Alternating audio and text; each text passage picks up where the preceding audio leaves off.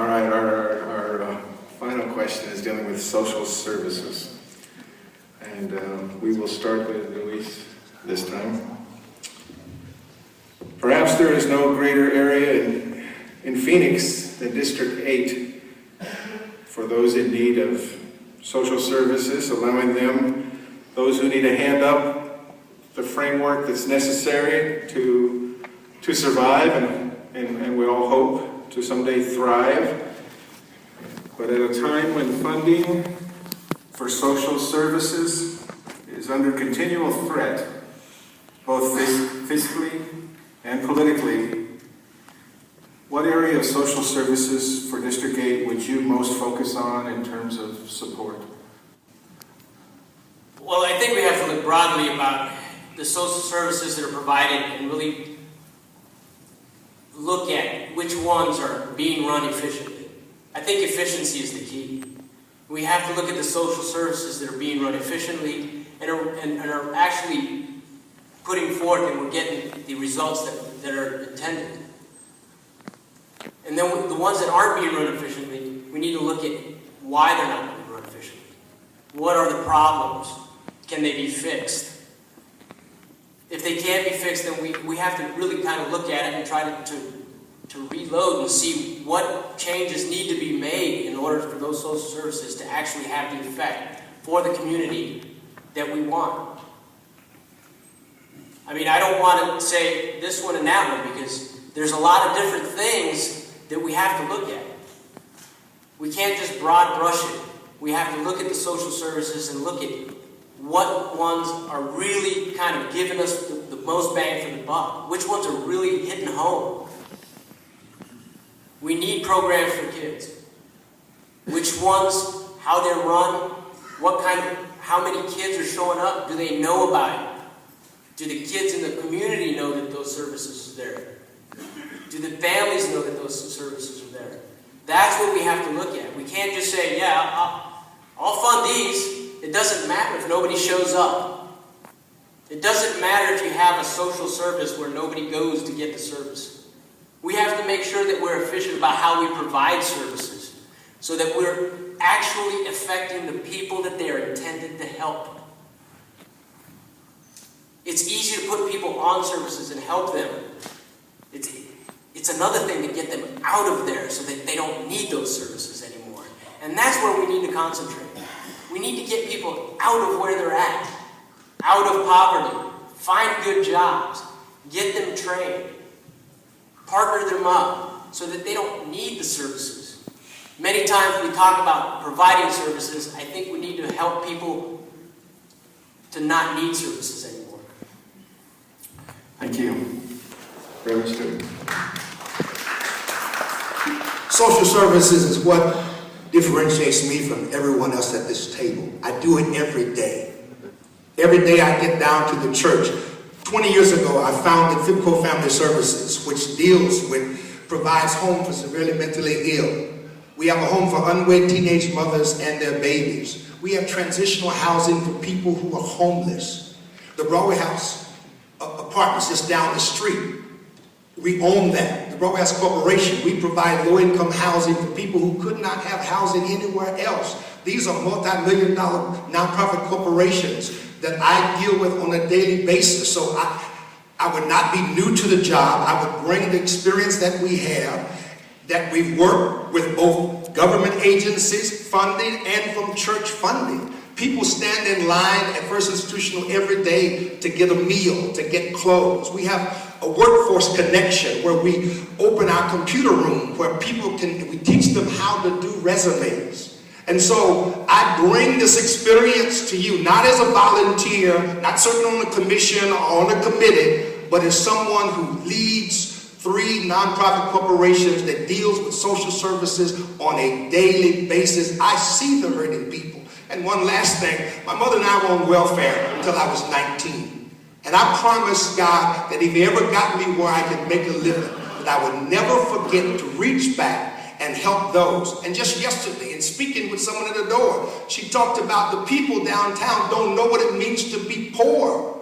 And I said, ma'am, trust me, I know what it means to be poor, and I can relate to what you're doing.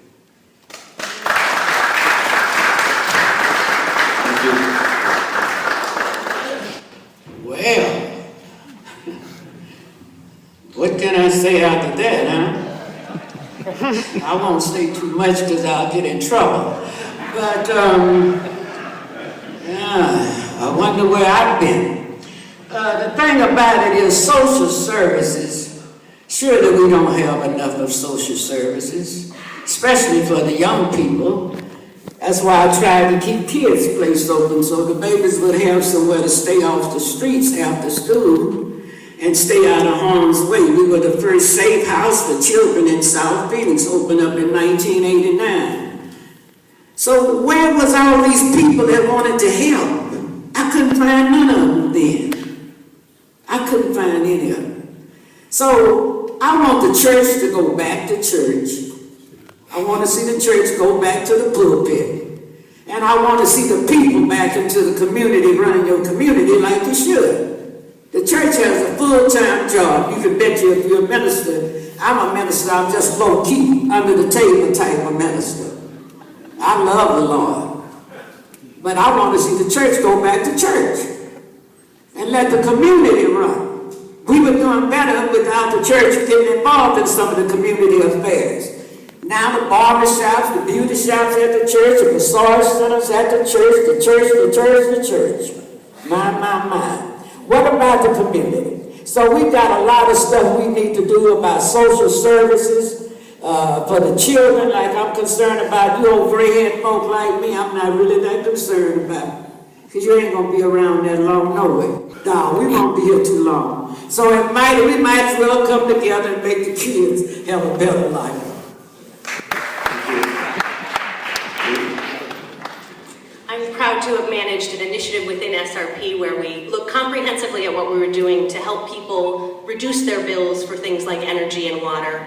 And we had the pleasure of working with Phoenix Social Services staff, as well as staff from other communities throughout the area. And we are so lucky in Phoenix. We really have a sharp group of people working for us in that city department who are great at stitching together funds from all different sources and finding creative ways to get things done for people, really stretching the budget to get the most impact that they can do. So very impressed with the city of Phoenix. Those employees need a council person who will go out and try to find ways to make their life easier.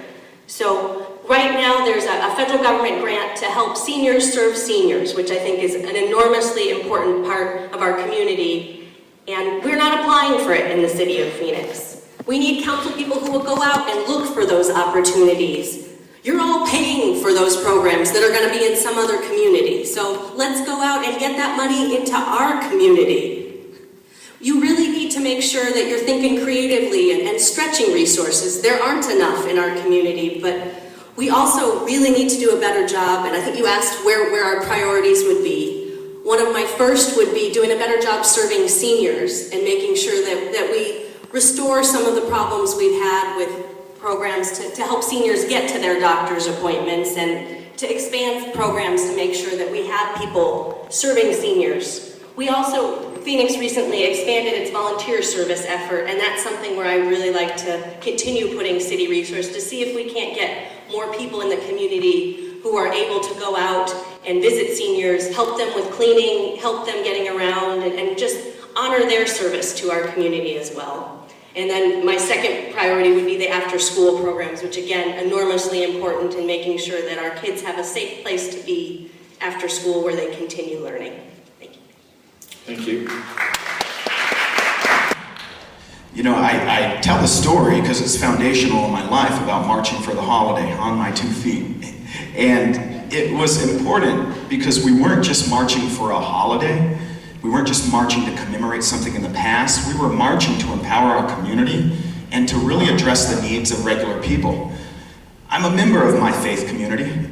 I've been a member of various commissions and boards, but the thing I haven't forgot about is that I'm a member of this community.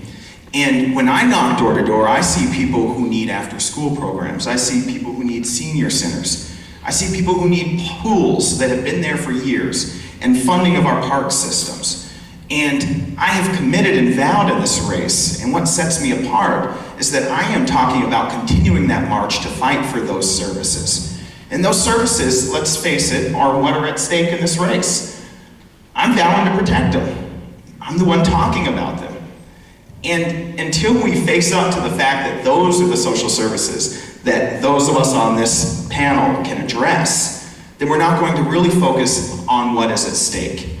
And if we cut those things that make our city livable and give our kids opportunities to advance and to be safe and to be prepared to get jobs and to be on equal footing with the kids in Scottsdale and Paradise Valley, until we protect those and vow to protect them, then we're going to take a step back. We're not going to march forward. Those are the services that I'll protect. And we're already doing it. You know, we've sat in so many meetings with the Rise of South Phoenix. We've had packed rooms at the South Mountain Community Center at the Alta Vista. We've had parents and community members and retired teachers talk about the fact that when they grew up, they went to the pool and it kept them out of trouble. Or that their grandmother can go to a senior center and have something to do in the day. That's what matters on the city council, and that's what I'm fighting to protect.